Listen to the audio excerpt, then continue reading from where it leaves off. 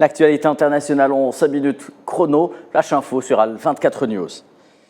Et nous entamons ce point d'actualité avec cet énième massacre commis par l'entité sioniste dans le camp de Jabalia, dans le nord de Gaza. Plus de 100 martyrs et plusieurs dizaines de blessés. C'est malheureusement le triste bilan de cette agression barbare via un bombardement de l'armée sioniste au niveau d'un carré d'habitation. Du nord de Gaza au sud de l'enclave palestinienne, la situation est pratiquement la même, voire pire. À Rafah, des missiles et des frappes aériennes de l'armée d'occupation ont ciblé 3 maisons, faisant au moins 20 martyrs et plusieurs dizaines de blessés également. Rappelons que la région de Rafah concentre actuellement une grande partie des déplacés internes, fuyant des bombardements au nord de l'enclave ou cherchant refuge auprès des hôpitaux, des écoles ou autres lieux résidentiels.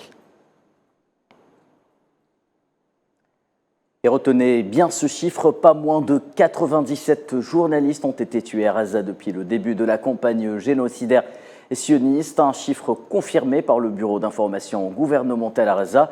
Le corps de la presse internationale porte-voix de la vérité des massacres sionistes commis chaque jour à Gaza, véritable bête noire de l'entité sioniste qui ne se limite pas à cibler les journalistes sur le terrain, car elle assassine également leurs proches et leurs familles en signe clair de vengeance et de représailles.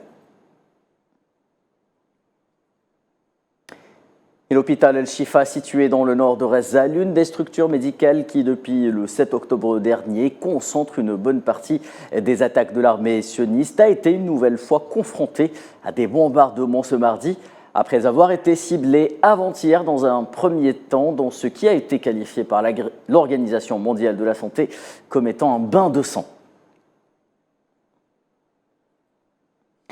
Et l'entité sioniste qui par ailleurs continue de jeter son dévolu sur les hôpitaux palestiniens, l'hôpital El-Ahli Al-Arabi Ma'amadani a été quant à lui pris d'assaut pour le deuxième jour consécutif par l'armée sioniste. Pas moins de 4 martyrs palestiniens y sont à déplorer. Il s'agit de personnes qui ont succombé à leurs blessures car ils n'ont pas pu être soignés à cause de ce nouveau raid des forces sionistes opéré dans l'enceinte de l'hôpital. Nous le disions donc pour le deuxième jour consécutif. Les enfants sont tués dans des hôpitaux palestiniens par l'armée sioniste alors qu'ils tentent de se remettre d'une amputation causée par un bombardement précédent. Un porte-parole de l'Agence des Nations Unies pour l'enfance, UNICEF, a fait part de toute sa colère et sa frustration du fait que des enfants soient tués dans de pareilles circonstances. Par la voix de James Elder, donc, l'UNICEF a dénoncé l'acharnement sioniste contre l'hôpital Nasser dans la ville de Khan Younis après avoir été ciblé par des bombardements 2 fois lors des dernières 48 heures.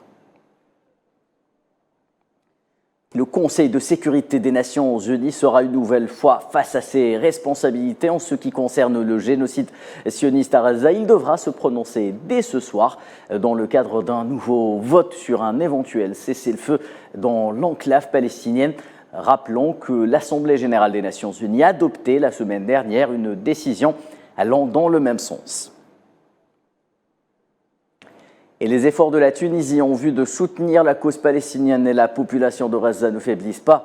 Un deuxième convoi de blessés palestiniens au nombre de 53 est arrivé hier à Tunis pour recevoir les soins nécessaires dans le cadre de la mission nationale décrétée par le président tunisien Kais Saïed.